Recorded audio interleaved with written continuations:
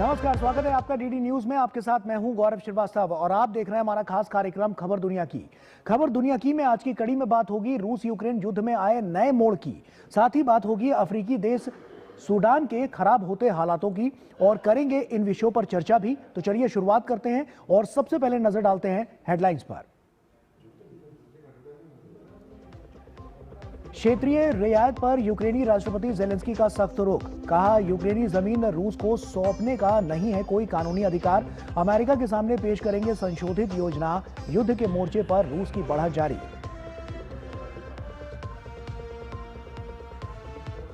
Thailand Cambodia सीमा पर दूसरे दिन बिगड़े हालात। दोनों तरफ से सैन्य कार्रवाई जारी। ड्रोन और भारी हथियारों का इस्तेमाल। 2 और थाई सैनिकों की मौत। सीमाई इलाकों से बड़े पैमाने पर पलायन।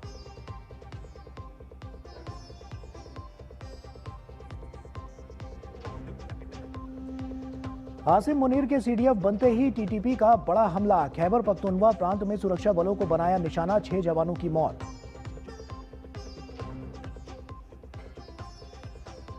नाइजीरिया के कैथोलिक स्कूल से अगवा किए गए 100 बच्चे रिहा। 100 से ज्यादा छात्र अभी भी बंधक। पिछले महीने एक सशस्त्र समूह ने रात में हमला कर किया था अपहरण। ऑस्ट्रेलिया में बच्चों का बचपन लौटाने की पहल। 16 साल से कम उम्र के बच्चों पर लगा सोशल मीडिया प्रतिबंध। प्रधानमंत्री एल्बनीज ने कदम को बताया एक जरूरी सांस्कृतिक बदलाव।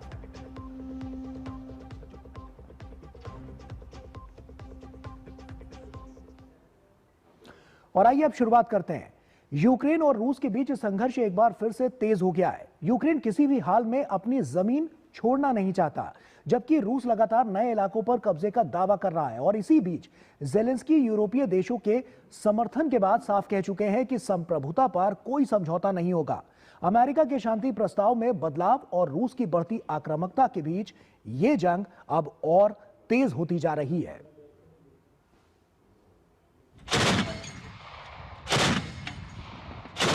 यूक्रेन रूस को क्षेत्रीय रियायत देने के लिए सहमत नहीं है तो मॉस्को भी पीछे हटने को तैयार नहीं है।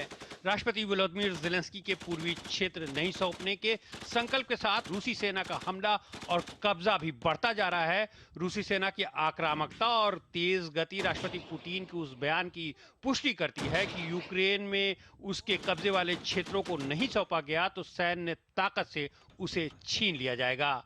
रूस के एक शीर्ष जनरल वालेरी गेरासिमोव की माने तो उनकी सेना यूक्रेन के सभी मोर्चे पर आगे बढ़ रही है और पूर्वी शहर मैनोहराद में 30% से अधिक इमारतों पर कब्जा कर लिया है। मैनोहराद डोनेत्स्क क्षेत्र में प्रोवस्क के पूर्व में स्थित है। पिछले हफ्ते रूस ने प्रोवस्क पर पूरी तरह कब्जे का दावा किया था, हालांकि यूक्रेन इससे इनकार करता है। इसके अलावा रूसी रक्षा मंत्रालय ने पेट्रोवेस्क क्षेत्र की एक और बस्ती पर नियंत्रण हासिल करने का दावा किया है।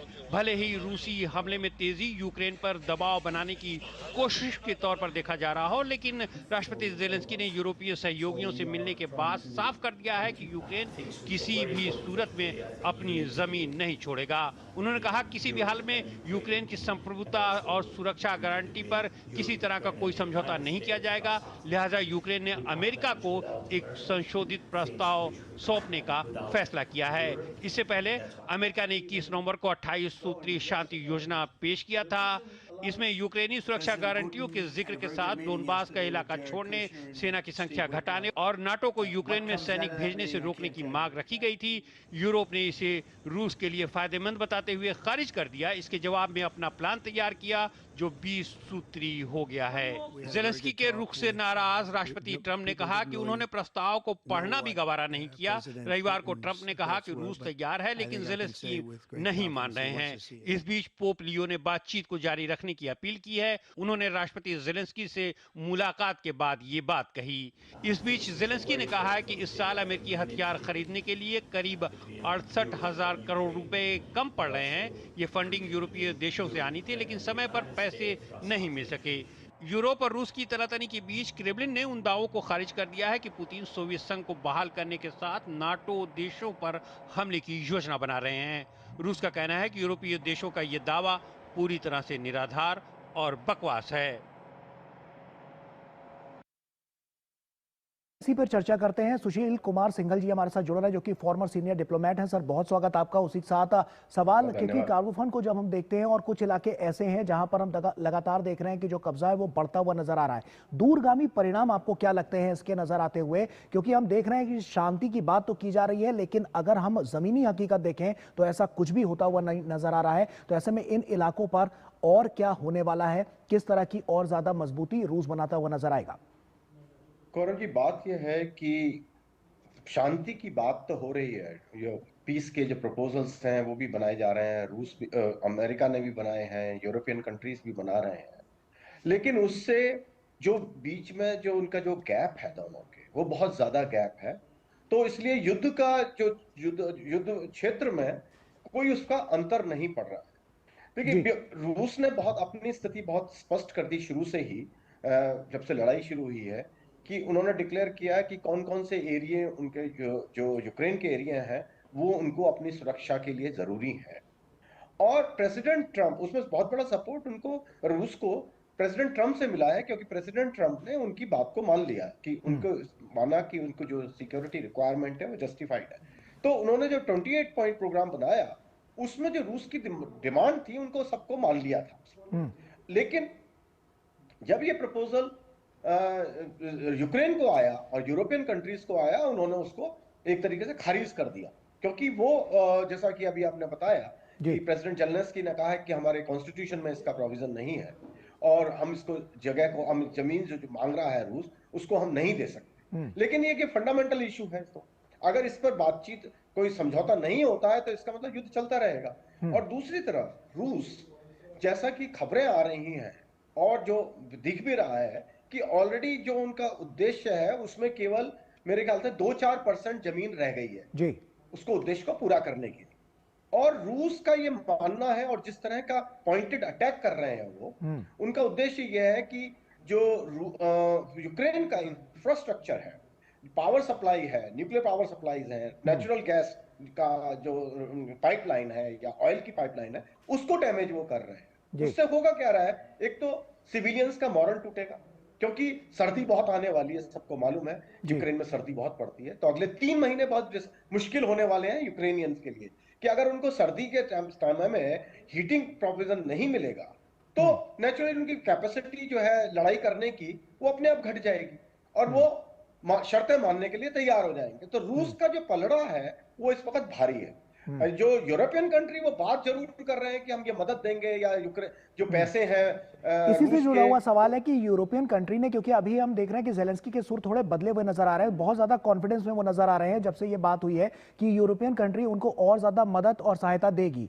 तो क्या जेलेंस्की सिर्फ यूरोपियन जो मदद मिलेगी उनको उस पर टिके हुए हैं, या कोई इंटरनल सोर्स ऐसा भी है जेलेंस्की के पास जो अभी भी लगता है कि वो आगे रख सकते हैं, जिससे जो रूस है वो कहीं ना कहीं इनकी बात मान ले? क्या कुछ ऐसा नजर आता है? मुझे नहीं लगता, क्योंकि जो बातचीत हो रही है अल्टीमेटली क्या होगा, देखिए पैसे के अलावा इसमें जरूरत है उनको हथियारों की, और यूरोप के पास में तो हथियार है नहीं, वो सब अमेरिका से आ रहे हैं।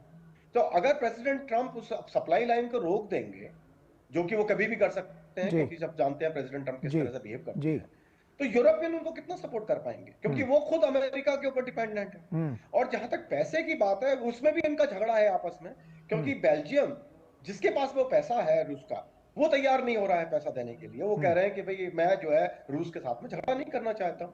तो जो है फ्रांस हो या यूके या जर्मनी हो या जो है यूके हो, ये केवल बात कर रहे हैं, पैसा तो लगा नहीं रहे, कोई पैसा स्पेंड करने के नहीं। जो बेल्जियम में पैसा अटका हुआ है जर्मनी का, उनका रशियन का, उसको हम देंगे। खुद आपने अभी रिपोर्ट में आपने बताया कि 68,000 करोड़ रुपए की वो यूक्रेन करा कि हमारे को पैसे की कमी है। तो केवल मुझे लग रहा है कि जो प्रेसिडेंट जेलेंस्की जो कर रहे हैं, जो बातचीत कर रहे हैं, वो केवल बातचीत है, उसमें अल्टीमेटली नुकसान यूक्रेन का ही होगा, क्योंकि यूरोपियन कंट्री उनको सपोर्ट नहीं कर पाएंगे। लेकिन जेलेंस्की जो अपनी बात रखते हैं वो ये बताते हैं कि साफ तौर पर हमने देखा कि पुतिन ने जो शर्तें रखी वो जेलेंस्की मानने के लिए तैयार नहीं है। मध्यस्थता का रास्ता जरूर निकाला जा रहा है और बीच का रास्ता निकालने और तलाशने की कोशिश भी की जा रही है। ट्रंप भी इस बात को समझ रहे हैं, लेकिन अभी भी जो मौजूदा स्थिति है वो जस की तस बनी हुई है। तो क्या ये युद्ध कभी शांति की ओर नहीं बढ़ पाएगा? क्योंकि अभी मौजूदा जो हालात हैं वो साफ तौर पर विचारों के नजर आते हैं और अपनी अपनी बात पर दोनों नेता, बड़े सुप्रीम लीडर, दोनों इस पर खड़े नजर आते हैं। जी बिल्कुल आप सही कह रहे हैं, क्योंकि अभी ये स्टेलमेट है, क्योंकि यूक्रेन जमीन जो शर्तें हैं उनको मानने को तैयार नहीं है। रशिया जो है वो रूस बिल्कुल तैयार नहीं है, क्योंकि उनके अपने एग्जिस्टेंशियल प्रॉब्लम है, उसको वो कहते हैं, क्योंकि वो सिक्योरिटी कॉरिडोर बनाना चाहते हैं, क्योंकि वो आगे के लिए अपने पैरामीटर्स हैं। तो अभी तो स्टेलमेट है, लेकिन रूस जो है उसको फायदा क्या हो रहा है कि जो लड़ाई हो रही है उसमें जो उनके ऑब्जेक्टिव है वो अचीव करते हुए नजर आ रहे हैं। तो अल्टीमेटली क्या होगा कि अगर उनके ऑब्जेक्टिव अचीव हो गए तो वो अपने आप कह देंगे ओके युद्ध विराम के लिए हम तैयार हैं, पीस के लिए हम तैयार हैं। तो उसमें फिर यूक्रेन क्या कर पाएगा या यूरोपियन कंट्रीज क्या कर पाएंगे? हटा तो नहीं पाएंगे अमेरिकन उसको, रशियंस को वहां से। तो ना उनमें कैपेसिटी है, ना वो कर पा रहे हैं। तो मेरे विचार से अभी जो ये स्थिति है वो रूस के फेवर में है और यूरोपियन कंट्रीज या यूक्रेन जो ये स्टैंड ले रहे हैं ये केवल एक मॉरल स्टैंड है जो प्रैक्टिकल मेरे विचार से नहीं है। उनको एक दूसरा रास्ता निकालना चाहिए, कंप्रोमाइज का रास्ता निकालना चाहिए, ताकि रूस को भी पर दबाव बनाए कि वो कुछ बातें उनकी भी मान लें। लेकिन जिस तरह की वो स्टैंड ले रहे हैं मेरे ख्याल से रूस नहीं मानेगा और अल्टीमेटली नुकसान मेरे विचार से यूरोप को और यूक्रेन को सबसे ज्यादा। चलिए ठीक है, आगे भी हम इस पर चर्चा जारी रखेंगे, लेकिन यहाँ पर एक वक्त छोटे से ब्रेक का हो गया। ब्रेक के उस पार जब लौटेंगे तो अगली खबर जो अफ्रीकी देश सूडान से है उसके बारे में आपको बताएंगे कि किस तरह से वहां पर सूडान जो है वो झुलसता हुआ नजर आ रहा है और क्या कुछ इसके मायने हैं और क्यों आखिर ऐसा हुआ है, सब कुछ बताएंगे, उसी पर चर्चा करेंगे, लेकिन एक छोटे से ब्रेक के बाद।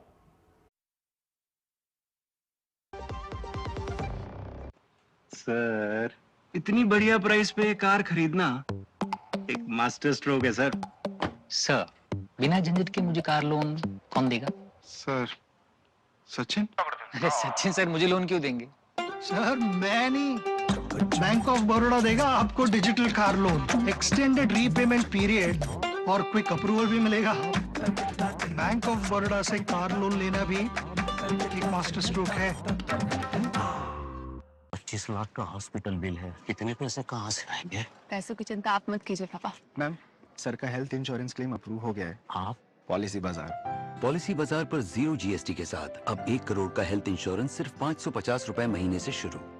जब धरती चीर कर निकलता है लोहे का पत्थर और मिलता है मोंगिया के जोश से, फिर तपता है, पिघलता है और बनता है फौलाद। अब होता है सरिया सारी खूबियों के साथ। मोंगिया स्टील, मजबूत देश का मजबूत सरिया। क्या आपको है आकर्षक बचत विकल्पों की तलाश? LIC प्रस्तुत करता है नव जीवन श्री सिंगल प्रीमियम प्लान। एक मुश्त प्रीमियम राशि जमा करें, जीवन बीमा कवर का आनंद उठाएं, परिपक्वता पर गारंटीकृत निश्चित राशि प्राप्त करें, तरलता विकल्प भी उपलब्ध। अभी खरीदें, मौजूदा पॉलिसी धारकों के लिए आकर्षक छूट, नियम और शर्तें लागू। गोल्डी छोले मसाले जहाँ जाए रिश्ते बनाए। गोल्डी लाए हैं फ्रेश लॉक टेक्नोलॉजी जो रखे मसालों को हर समय फ्रेश। ब्रेक के बाद एक बार फिर से आप सभी का स्वागत है। अफ्रीका का संघर्षों से जूझता देश सूडान पिछले करीब 3 साल से गृह युद्ध की चपेट में है। सेना और RSF के बीच सत्ता और संसाधनों की लड़ाई अब इतना आगे बढ़ चुकी है कि पूरा देश मानवीय संकट में डूब गया है। दारफुर से लेकर कोर्दोफान तक शहर दर शहर लड़ाई तेज हो रही है और लाखों लोगों को भोजन, दवाई और सुरक्षा की भारी कमी का सामना करना पड़ रहा है। क्या है वजह, देखिए इस रिपोर्ट में।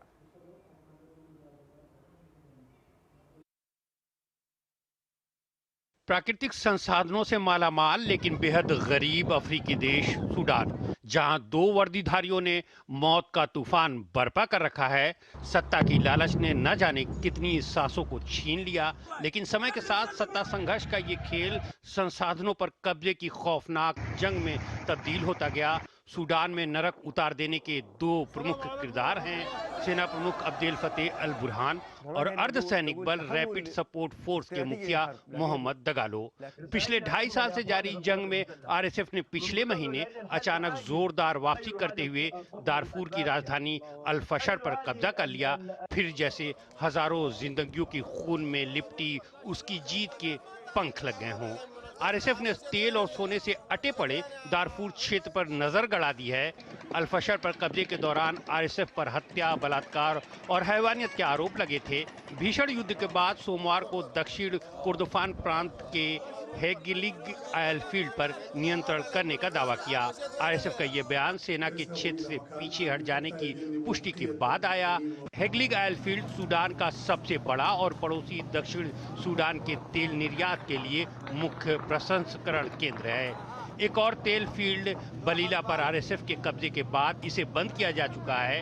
कुर्दुफान एक विशाल कृषि क्षेत्र है। पश्चिम में आरएसएफ नियंत्रित दारफूर है और उत्तर, पूर्व और मध्य में सेना के कब्जे वाले क्षेत्रों के बीच स्थित है।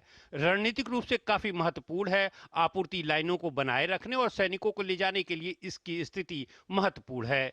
सेना के ठिकानों वाले शहरों अल-उबैद, कादुगली, डीलिंग और बानासुना में भीषण लड़ाई जारी है। अल-फशर के पतन के बाद उत्तरी कुर्दुफान की राजधानी अल-उबैद पर कब्जा आईएसएस का बड़ा लक्ष्य बन चुका है।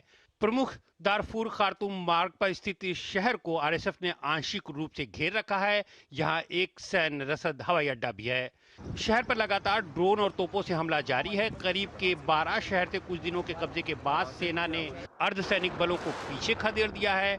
कुर्दुफान में आरएसएफ ने सेना के एक और विरोधी सशस्त्र गुट SPLMN यानी Sudan people's liberation movement north के साथ हाथ मिला लिया है। दक्षिण कुर्दुफान के कौदा शहर पर सेना का हमला जारी है, जबकि कादुगली और डीलिंग की घेराबंदी बरकरार है और हजारों लोग भोजन और दवाई के बिना रहने पर मजबूर हैं।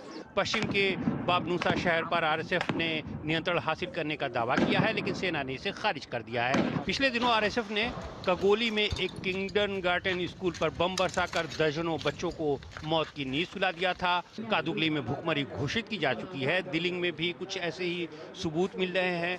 विस्थापितों का आंकड़ा करोड़ों में पहुंच गया है। 3 करोड़ लोगों को मानवीय सहायता की बेहद जरूरत है। तो आखिर ये हालात ऐसे क्यों बने और क्या इसका इतिहास रहा है और वर्तमान की स्थिति क्या कहती है, आइए इसी पर चर्चा करते हैं। सुशील कुमार सिंघल हमारे साथ लगातार जुड़े हुए हैं, फॉर्मर सीनियर डिप्लोमेट हैं।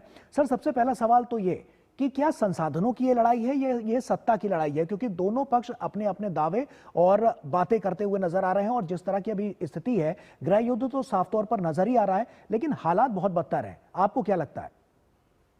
आप बिल्कुल सही कह रहे हैं और ये सब जो सबसे इसमें दुखद बात क्या है, ये इनका जो वहाँ सूडान की जो सरकार है, एक तरीके से मेरे विचार से उनका अपना क्रिएशन है।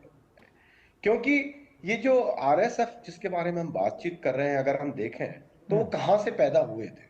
वो ये थे लोग जो उन्होंने दारफूर का जो जेनोसाइड हुआ था 2000 में, उस ग्रुप से ये बनकर के उभर के आए हैं।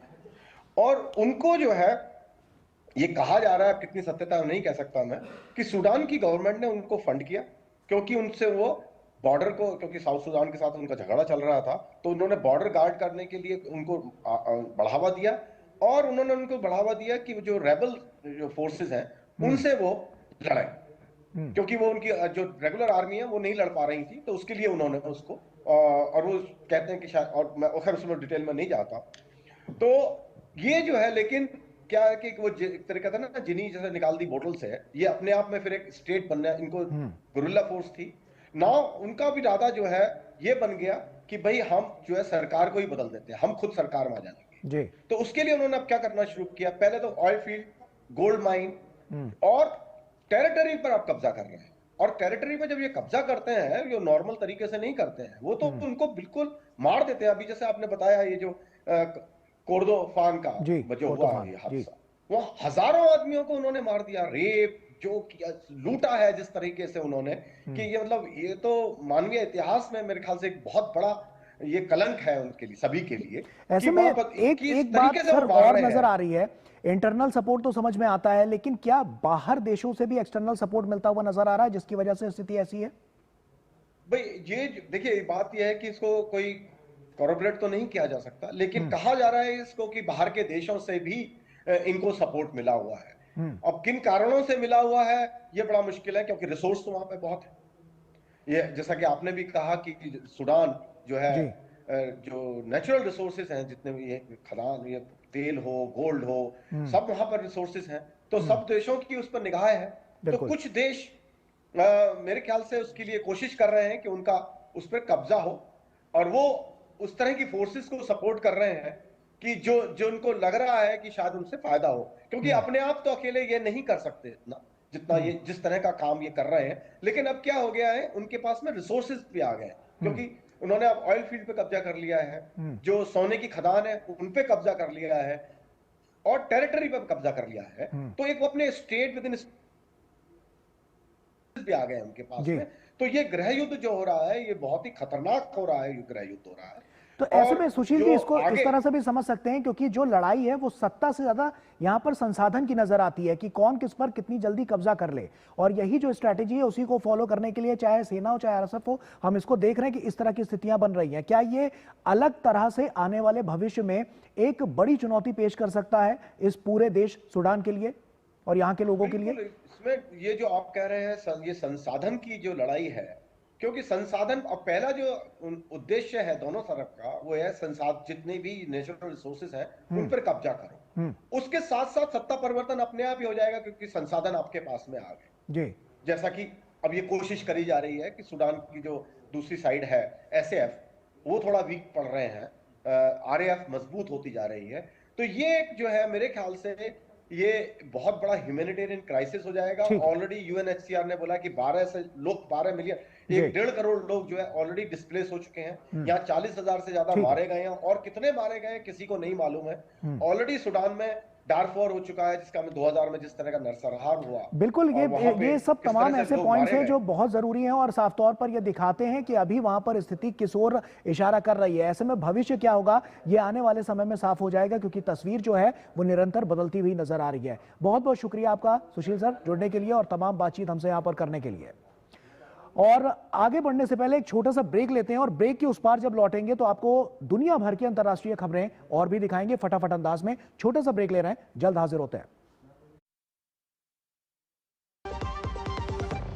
यार सोच रहा हूँ पॉलिसी बाजार से टर्म लाइफ इंश्योरेंस ले लेता हूँ, ताकि मेरे बाद फैमिली को पैसों की कमी ना है। तू भी ले ले यार, अभी तो यंग है यार, बाद में देखते हैं। आजा। पॉलिसी बाजार पर 0 GST के साथ अब 1 करोड़ का टर्म लाइफ इंश्योरेंस सिर्फ 400 रुपए महीने से शुरू।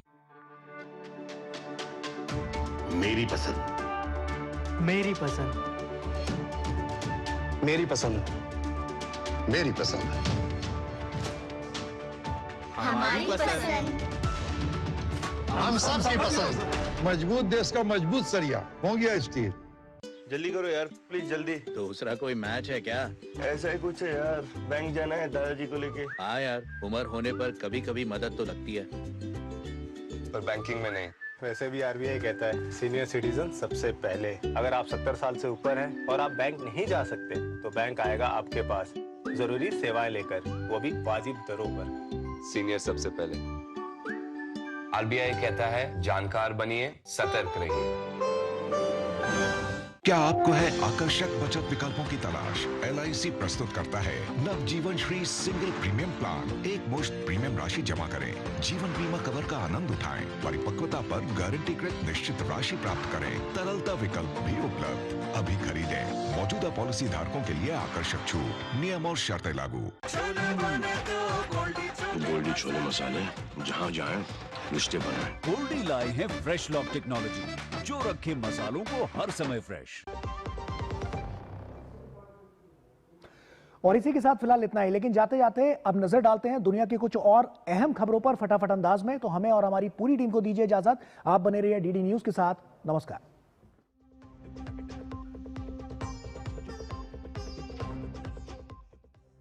तहरीके तालिबान पाकिस्तान ने एक बार फिर पाकिस्तानी सेना को निशाना बनाया है। TTP ने उत्तर पश्चिमी सीमा क्षेत्र में एक सुरक्षा चौकी पर हमला कर 6 सैनिकों को मार गिराया। वहीं 4 अन्य सैनिक भी घायल हो गए। हमला कुर्रम जिले के मनाटे इलाके में हुआ। खैबर पख्तूनवा प्रांत में पाकिस्तानी सुरक्षा बल और पुलिस लगातार TTP के निशाने पर है। कुछ दिनों पहले ही TTP ने एक सरकारी वाहन पर हमला कर 5 लोगों की हत्या कर दी थी। ये हमला नॉर्थ वजीरिस्तान के असिस्टेंट कमिश्नर शाह वली के वाहन को निशाना बनाकर किया गया था। थाईलैंड और कंबोडिया के बीच सोमवार मंगलवार की रात भी संघर्ष जारी रहा। थाईलैंड की सेना ने कहा है कि कंबोडिया के साथ सीमा पार फिर से हुए संघर्ष में मंगलवार को 2 और थाई सैनिक मारे गए हैं, जिससे बाद में मरने वाले थाई सैनिकों की संख्या बढ़कर अब तक 3 हो गई है। वहीं कंबोडिया थाईलैंड सीमा पर से सटे बैंटी मिनाची प्रांत में फायरिंग का आरोप लगाया है। जापान के उत्तर पूर्वी इलाके में सोमवार रात 7.6 तीव्रता का जोरदार भूकंप आया। भूकंप की वजह से इलाके को खाली कराया गया। जापान की मौसम विज्ञान एजेंसी ने बताया है कि भूकंप स्थानीय समय अनुसार रात 11:15 पर आया। इसका केंद्र आओमोरी क्षेत्र के तट से लगभग 80 किलोमीटर दूर जमीन के नीचे 50 किलोमीटर की गहराई पर था। अमेरिका ने चिप निर्माता कंपनी एनवीडिया को एडवांस्ड AI H200 चिप्स को चीन के चुनिंदा ग्राहकों को बेचने की अनुमति दे दी है। अमेरिकी राष्ट्रपति डोनाल्ड ट्रंप ने कहा है कि हम राष्ट्रीय सुरक्षा को ध्यान में रखेंगे, अमेरिकी लोगों के लिए नौकरियों का सृजन करेंगे और AI में अमेरिका की बढ़त को बनाए रखेंगे। ये फैसला AMD जैसी अन्य अमेरिकी चिप कंपनियों पर भी लागू होगा।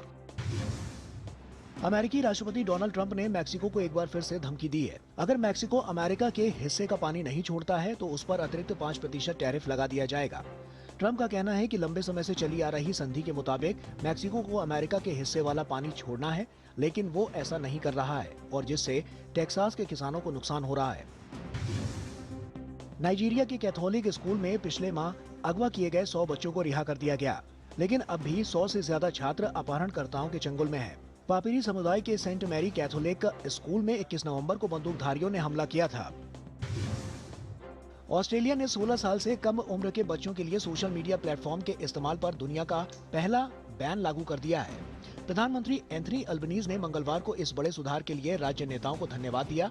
सरकार का कहना है कि इस कदम से बच्चों को सोशल मीडिया के नकारात्मक प्रभावों और हानिकारक कंटेंट से बचाया जा सकेगा, जिससे उनका बचपन सुरक्षित और स्वस्थ रहेगा।